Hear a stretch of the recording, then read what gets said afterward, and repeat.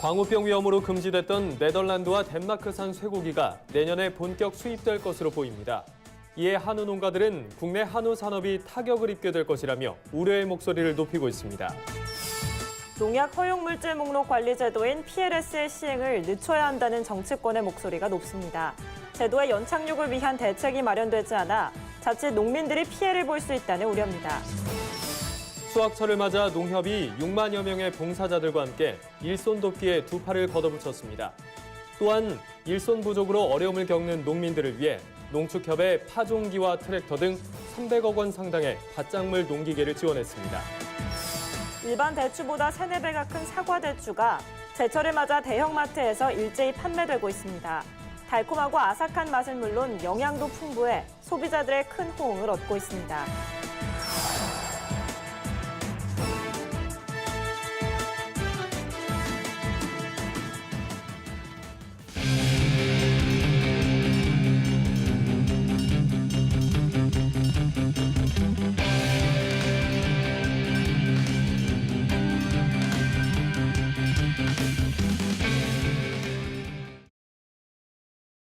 여러분 안녕하십니까? NBS 뉴스 24입니다.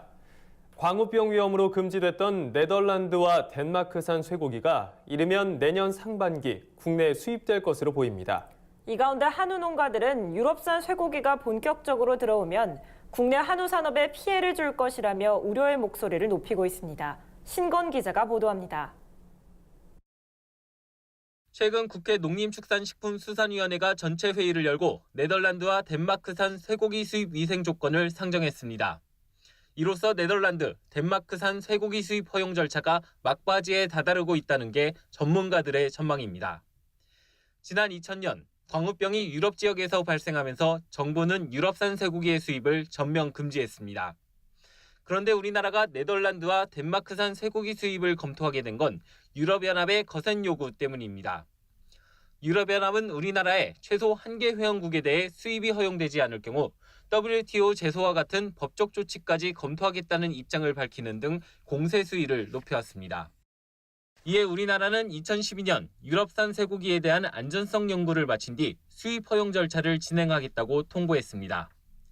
우리나라가 현재까지 수입 위험 분석을 요청받은 나라는 23개국. 이 가운데 네덜란드와 덴마크, 아일랜드, 프랑스의 수입 위험 분석을 동시 진행한 결과 지난해 12월 정부는 네덜란드와 덴마크산 쇠고기에 대해 가축 전염병이 국내로 유입될 위험이 무시할 만한 수준으로 판단한 겁니다. 앞으로 네덜란드와 덴마크산 수입 위생 조건이 국회 제출한 대로 제정되면 30개월 미만의 소에서 생산된 쇠고기만 수입됩니다. 네덜란드와 덴마크 쇠고기 수출 산업 규모가 크지 않아서 당장은 국내 한우 농가에 큰 피해가 없을 것이라는 게 대체적인 시각입니다. 그러나 장기적으로 봤을 때 한우 산업의 피해가 불가피하다는 우려가 제기되고 있습니다. 뿐만 아니라 지난해 11월 스페인에서 또 한 차례 광우병이 발생한 만큼 유럽연합 회원국의 쇠고기가 아직 안전하다고 볼 수 없다고 한우업계는 지적합니다. 예, 지금 네덜란드, 덴마크에 수입을 한다는 거는 광우병이 발생하는 국가에서 이걸 수입하는 건데, 이게 지금 현재 이건 국민의 먹거리 안전과 연계됩니다. 그래갖고 국민의 먹거리를 내주고 그 나라의 코고기를 수입하는 거는 잘못된 거고, 수입 위생 절차와 국민의 먹거리 안전을 확보한 상태에서 모든 일을 좀 진행해야 되는 게 우선시돼야 된다고 생각합니다. MBS 뉴스 신건입니다. 유럽산 쇠고기 수입이 초읽기에 들어가면서 한우업계의 피해가 우려된다는 리포트 보셨습니다. 양돈업계 역시 마음을 놓을 수 없는 상황인데요. 지난달 벨기에에서 발생한 ASF, 즉 아프리카 돼지열병이 좀처럼 수그러들지 않으면서 국내에까지 유입되진 않을까 불안감이 커지고 있습니다. 최서영 기자입니다. 지난달 13일 서유럽 축산 강국 중 하나인 벨기에에 야생 멧돼지에서 ASF, 즉 아프리카 돼지열병이 발생했습니다. 이는 동유럽과 러시아, 중국 등으로 퍼져나가던 아프리카 돼지열병이 서유럽까지 확산된 것으로 벨기에에서는 33년 만에 발생한 일입니다. 그런데 이후 아프리카 돼지열병이 빠르게 확산되면서 지난 5일까지 벨기에에서 감염 확인된 야생 멧돼지만 32마리에 달하는 것으로 알려졌습니다. 벨기에의 한 언론은 감염된 멧돼지가 군사기지에서 발견됐다는 사실을 근거로 약 2,600헥타르에 달하는 군사기지가 유입 통로일 수 있다는 가능성을 제기했습니다. 벨기에 국방부는 현재 군사시설을 완전히 소독했으며 더 이상 해당 지역에서 훈련을 진행하지 않겠다고 밝혔습니다. 하지만 아직까지 야생 멧돼지가 어떤 경로를 통해 군사기지로 들어갔는지는 정확히 확인되지 않고 있는 상황입니다.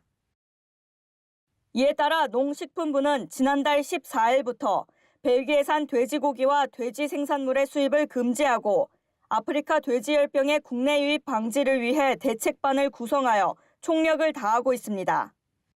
벨기에에서 여행 갔다 오시는 분들이나 그런 분들이 고기를 가져오실 거든요. 벨기에 여행객에 대해서는 휴대폰 검색을 강화를 하도록 지시를 했고요. 벨기에 다녀오시는 축산 관계자도 있지 않습니까? 소독이나 이런 걸 조치를 하도록 취해 놓은 상태입니다. 하지만 벨기에와 국경을 맞대고 있는 독일, 프랑스, 네덜란드 등에서 수입되는 돼지고기의 양이 상당한 만큼 국내 ASF 유입 가능성과 유럽산 돼지고기 수급에 문제가 생기지 않을지 불안감이 커지고 있습니다. MBS 뉴스 최서영입니다. 농약 허용물질 목록 관리제도 PLS의 시행을 늦춰야 한다는 정치권의 목소리가 높습니다. 농식품부에 대한 국회 농해수위 국정감사에 이어 최근 열린 농촌진흥청 국정감사에서도 이 같은 주문이 쏟아졌습니다. 보도에 김인경 기자입니다. 국회 농림축산식품해양수산위원회 국정감사의 화두는 연일 PLS입니다. 특정 작물을 재배할 때 사용해도 된다고 미리 등록된 농약만 쓰도록 하는 제도인 농약 허용물질 목록 관리제도 PLS가 국회 농해수위의 농촌진흥청에 대한 국감에서도 화제가 됐습니다. PLS는 내년부터 전면 시행되는데 제도의 연착륙을 위한 보완 대책이 제대로 마련되지 않은 만큼 PLS 시행을 미뤄야 한다고 여야 의원들은 입을 모았습니다. 김정재 자유한국당 의원은 농진청이 PLS 시행을 2013년부터 준비해 왔는데도 올해 9월까지 전체 357개 작물 가운데 등록 농약이 하나라도 있는 작물은 167개로 비율이 50%도 안 된다고 지적했습니다. 농진청이 5년 동안 손을 놓고 있으면서 안일하게 대응했다는 겁니다. 농진청의 농약 직권 등록 관련 사업 예산은 2016년 30억 원에서 2017년 25억 8,800만 원으로 줄었다가 2018년 다시 126억 9,800만 원으로 껑충 뛰었는데 김 의원은 이를 두고 발등에 불이 떨어지고 나서야 대책 마련에 나선 것이라고 꼬집었습니다. 여야 의원들은 PLS 전면 시행을 늦추자는데 뜻을 같이 했습니다. 김종회 민주평화당 의원은 올해 1년 동안 농진청은 농약 약해에 대한 충분한 검토 없이 제도 시행일자를 맞추기 위해 농약 등록만 서두르고 있는 상황이라면서 비의도적 오염에 대한 대책도 없어 농민들이 농약을 사용하지 않더라도 피해를 볼 수 있다고 지적했습니다. 김 의원은 2019년 PLS가 시행되면 농촌 현장은 큰 혼란에 빠질 것이라며 정부 대책이 미흡한 만큼 시행을 최대 5년 동안 유예해야 한다고 주장했습니다. 강석진 자유한국당 의원 또한 감사원 확인 결과 2017년 10월 농진청이 식약처의 PLS 시행을 5년 미루자는 검토 의견을 제출한 바 있다면서 그때와 준비 상황이 크게 달라지지 않았기 때문에 시행을 5년 늦추는 게 합당하다고 밝혔습니다. 박완주 더불어민주당 의원 역시 농진청은 올해 말까지 PLS 직권 등록 시험을 추진하겠다고 하지만 연말까지 등록을 목표로 한 직권 등록 시험 항목 1,197개 가운데 10월 5일까지 완료된 항목은 443개로 37%에 불과하다면서 농진청의 늑장 대응을 비판했습니다. 이에 따라 국회 차원의 대응이 이루어질 것으로 보입니다. 황주홍 국회 농해수위위원장은 국감을 마무리하면서 여야 간사와 협의를 거쳐서 PLS 시행 유예를 촉구하는 상임위 차원의 결의문을 채택하겠다고 밝혔습니다. NBS 뉴스 김인경입니다. 본격적인 수확철을 맞아 농협이 농촌 일손 돕기에 두 팔을 걷어붙이고 있습니다. 전국 1,009개 지역 농협에 300억 원 상당의 농기계를 전달하는 한편 임직원과 자원봉사자 등 6만여 명이 일손 돕기에 나섰습니다. 김아영 기자입니다. 올해 본격적인 수확철을 맞았지만 농촌에서는 걱정부터 앞섭니다. 수확에 필요한 일손이 턱없이 부족하기 때문입니다. 이 동네 노인네들만 전부 이렇게 사람이 있어야 이걸 뭐지 그렇게 혼자 하는 거지 뭐. 인구 감소와 고령화로 인해 농촌은 매해 고질적인 일손 부족 현상에 시달려 왔는데요. 이런 문제를 해결하기 위해 농협이 농촌의 기계화 추진에 팔을 걷고 나섰습니다. 올해 농협은 300억 원의 밭작물용 농기계 1000여 대를 전국 농협에 전달하고 내년부터 기계 보급을 늘려나가겠다는 계획을 밝혔습니다. 사람의 손으로 할 수 있는 것이 한계가 있습니다. 그런데 밭작물 기계화율이 40%밖에 안 돼요. 그래서 이번에 농협에서 이제 각 농협에다가 농기계를 사줘서 올 봄부터 타가지고 지금까지 두 번째에 걸쳐서 농기계 공급 행사를 하게 됐는데요. 아마 큰 효과가 있으리라고 기대하고 있습니다. 뿐만 아니라 지난 12일 수학기 범농협 집중 일손 돕기 발대식 및 밭작물 농기계 전달식을 가진 농협중앙회는 8일부터 26일까지 3주간 범농협 임직원과 자원봉사자 등 6만여 명이 참여하는 수학기 집중 일손 돕기에 나설 예정입니다. MBS 뉴스 김아영입니다. 농번기로 접어들면서 농민들이 한창 바빠지는 시기입니다. 일손이 하나라도 더 필요할 텐데요. 값비싼 농기계를 빌려 쓸 수 있는 곳이 천안 동남구에 새롭게 문을 열었습니다. 장동원 기자가 보도합니다. 천안 동남구 성남면에 새로 문을 연 농기계 임대사업장입니다. 목천읍에 있던 좁은 사업장을 더욱 확장한 것으로 이전보다 훨씬 넓은 부지에 더 많은 농기계를 갖췄습니다. 동남구 농기계 임대사업장에는 36종류 250여 개의 농기계를 갖추고 있습니다. 보유 중인 농기계는 퇴비 살포기와 트랙터, 이항기 등을 비롯해 부속 작업기들입니다. 고령 농민들이 대부분이어서 일손이 부족하고 여성 농업인과 귀농인들도 늘어나고 있어 농기계 의존도는 더욱 높아지고 있습니다. 하지만 농민들이 직접 농기계를 장만하는 것은 쉬운 일이 아닙니다. 기계를 장만하려면 목돈이 들어가고 많이 그러니까 조그맣게 농사 짓는 사람은 임대해서 쓰려고 그러죠. 특히 농번기에만 주로 쓰이는 농기계를 구입해 관리하는 것도 큰 부담입니다. 몇 천만 원도 넘는 것들 많죠. 진짜 힘들죠. 한 달이면 한 달내 쓰는 건 아니잖아요. 하루나 이틀 쓰는 거니까 다른 사람 돌려가며 이렇게 할 수 있는 거죠. 굉장히 좋은 거죠. 임대료는 종류에 따라 차이는 있지만 대부분이 하루 5천 원에서 5만 원 미만입니다. 넓어진 동남구 농기계 임대 사업장은 별도의 수리동을 갖춰 농기계 정비소 역할도 하게 됩니다. 뿐만 아니라 안전교육을 비롯해 찾아오기 힘든 마을에는 출장 수리를 지원하고 있습니다. 고장난 농기계라든가 이런 거를 이제 마을 회관이나 이런 데서 농민들을 이제 모아놓고 안전교육도 시키면서 수리도 해주고 하는 그런 것이 큰 효과를 얻고 있습니다. 천안시는 이번 문을 연 성남면과 서북구 성거읍에 임대사업장 두 곳을 운영 중에 있으며 홈페이지를 통해 원하는 농기계 임대를 신청할 수 있습니다. 티브로드 뉴스 장동원입니다. 혹시 사과대추라고 들어보셨나요? 달콤하고 아삭한 사과 맛에 일반 대추보다 서너 배나 큰 사과대추가 제철을 맞았습니다. 식이섬유와 비타민C 등 영양도 풍부해 소비자들에게 큰 호응을 얻고 있습니다.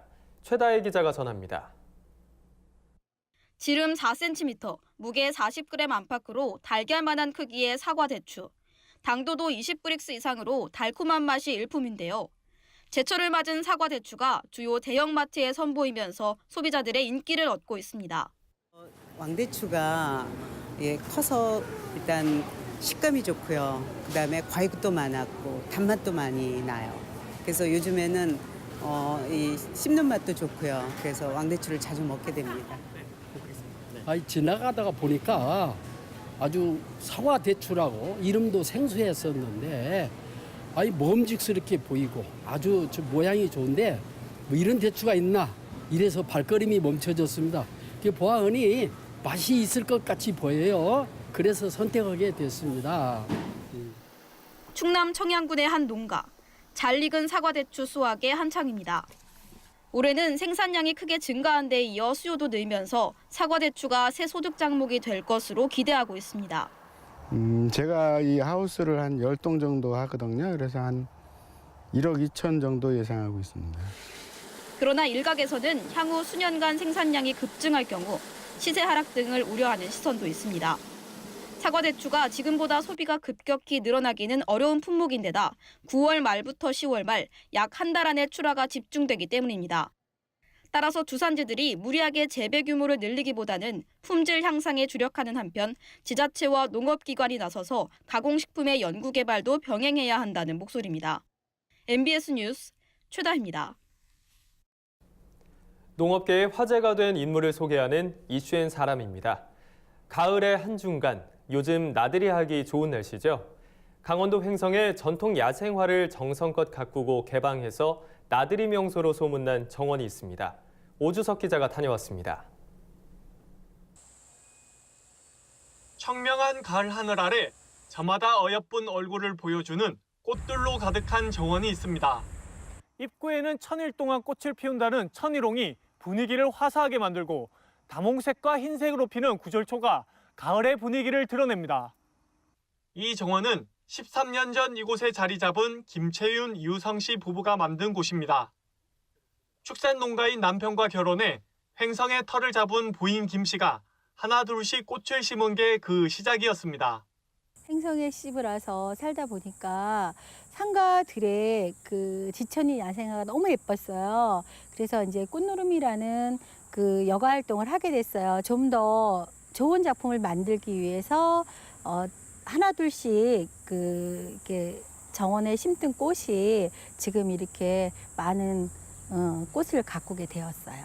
깔끔하게 정돈된 잔디밭과 오솔길, 수많은 꽃과 풀들이 아름다운 전경을 만들어냅니다. 이 정원에서는 우리나라 곳곳에 자생하는 토종 야생화를 쉽게 찾아볼 수 있습니다. 정원 중앙에는 귀한 은백냥 나무가 주변 꽃들과 조화를 이루고 화려하지 않지만 수수한 붉은 빛을 내는 가시엽기 꽃도 이 정원에서는 쉽게 볼 수 있습니다. 이제 정원이라기보다는 이제 작은 그 자연을 이렇게 옮겨다 놨다라는 그런 데 포커스를 좀 맞춰서 아무리 오래 봐도 실증 나지 않게끔 좀 자연에 가깝게 꾸미느라고 사실상 노력을 했어요. 이렇게 꾸민 정원은 무료로 개방해 누구나 아름다운 정원을 거닐 수 있도록 했습니다. 농촌체험교육농장에서는 야생화의 가치와 아름다움을 느낄 수 있는 체험 활동을 제공해 도시민들을 농촌으로 불러들이고 있습니다. 부인 김 씨는 인근 초등학교와 연계해 꽃과 잎을 눌러 말리는 누름꽃 체험과 낙엽으로 공예품을 만드는 아파 제작을 가르칩니다. 누구나 쉽게 만들 수 있고 주의력과 집중력도 길러져 좋은 반응을 얻었습니다. 정원 안 식당에서는 야생화를 활용한 요리를 맛볼 수 있습니다. 이 식당은 2016년 농촌진흥청의 농가 맛집으로 선정되기도 했습니다. 일단은 저희 가족들만을 위한 공간은 아니고요. 저희 그 정원을 찾는 모든 분들한테 같이 제가 정원에서 나오는 그 즐거움과 그 여유로움을 갖다가 같이 공유하고 싶습니다. 그래서 이게 가족끼리 지나다가 들리셔도 좋고요. 아무 부담 없이 내 집처럼 이 드다들 수 있는 그런 공간으로다가 활용이 됐으면 더 보람이 있을 것 같아요. 부부가 가꾼 정원과 농촌체험학습장은 강원도의 또 다른 관광 명소로 자리매김하고 있습니다. MBS 뉴스 오주석입니다. 다음은 지역 뉴스입니다.